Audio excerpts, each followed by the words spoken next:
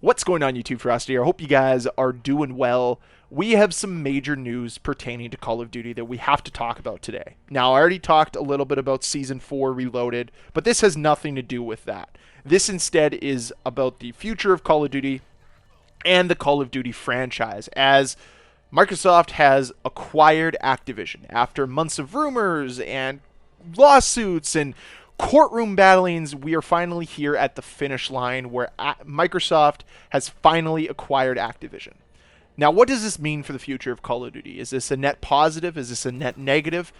I think the jury is still out on this. I want to be hopeful. I want to be optimistic that Call of Duty, under the guidance of Microsoft, will actually be in a better spot than under the guidance of Activision. But it's very hard for me to hold that level of optimism considering all of the past that we have to deal with from Call of Duty. This legacy that they've built over the last 4 years showcases that maybe Microsoft just going to continue down the same path that Activision has been going down because it's profitable. It's made them money.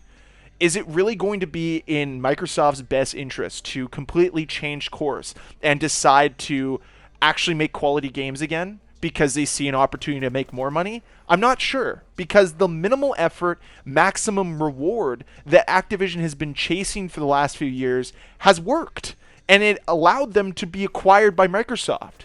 And the big deal here for Microsoft was getting control of Call of Duty. So now that Call of Duty is under Microsoft control, are they actually going to reverse all of that work that Activision did? Are they going to make it so Call of Duty is more of a community-grown game again versus just being a profit-driven game? I'm not sure. I can be optimistic. I can be hopeful. I can imagine a world where Call of Duty's great again. I can imagine a world where Microsoft actually steers this franchise in a positive direction. But I also have to look at Microsoft's track record of some of their biggest titles, and I'm going to look at Halo Infinite here. And I'm going to say the last time I played Halo Infinite was a year and a half ago. I've played Master Chief Collection more times than I've played Halo Infinite in the last 2 years. And I'll tell you why. Halo Infinite sucks. It's a game driven completely by corporate greed. That's what that game's about too. So when I want to sit here and be optimistic and hope that Call of Duty's future isn't in jeopardy, and hope that Call of Duty's future is under a positive change, it's hard to be that optimistic when I look at other titles that are under the Microsoft umbrella. I want Call of Duty to be successful. That's the whole point of this channel. That's the whole point of me ranting and raving about this game on a daily basis. I don't do this because I think it's funny. Yes, I make jokes here and there, but I'm honestly pissed off by the direction that the franchise has been going in over the last 4 years, and I need to release that anger somewhere, so I do it here on YouTube. But when I look at where we're going to go and what the future could hold for Call of Duty, it worries me that Microsoft won't change course, or at least they won't change course quick enough. Sometimes when these acquisitions happen, the acquiring company is fine with the current forecast over the short term for the company.